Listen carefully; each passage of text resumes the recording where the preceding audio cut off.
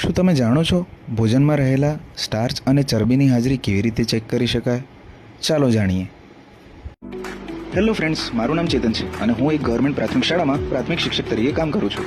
આજે મેં ધોરણ 6ના વર્ગમાં બાળકોને આહારમાં સ્ટાર્ચ અને ચરબીની ચકાસણી કરવા માટેની પ્રવૃત્તિ કરાવી, જેમાં અમે સૌપ્રથમ કેટલીક ટેસ્ટ ટ્યુબ લીધી અને આયોડીનનું દ્રાવણ લીધું.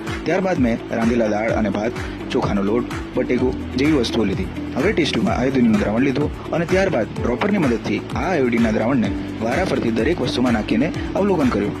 અવલોકન કરતા જણાય છે કે આયોડીનનું દ્રાવણ આ બધી જ ખાવાની વસ્તુમાં ઘીરો કાળો રંગ દર્શાવે છે, જે ભોજનમાં સ્ટાર્ચની હાજરી દર્શાવે છે. હવે મેં કેટલીક અન્ય વસ્તુઓ જેવી કે ટોપરું, સિંગ અને દૂધમાં આયોડીનનું દ્રાવણ નાખીને ફરીથી અવલોકન કર્યું, જેમાં કોઈ પણ પ્રકારનું રંગ પરિવર્તન થતું નથી, જે દર્શાવે છે કે આ બધી વસ્તુઓમાં સ્ટાર્ચ ગેરહાજર છે. આ વસ્તુની સમજ મેં બાળકોને આપી. તે જ રીતે સિંગ અને ટોપરાને લઈને મેં વારાફરતી કાગળ પર ઘસ્યા, જેના કારણે કાગળ પર તેલના ડાઘા જોવા મળે છે, જે તેમાં રહેલા તેલની હાજરી દર્શાવે છે. આ તેલ ભોજનમાં ચરબી માટે જવાબદાર હોય છે. બાળકોને મેં આ વસ્તુની સમજૂતી આપી.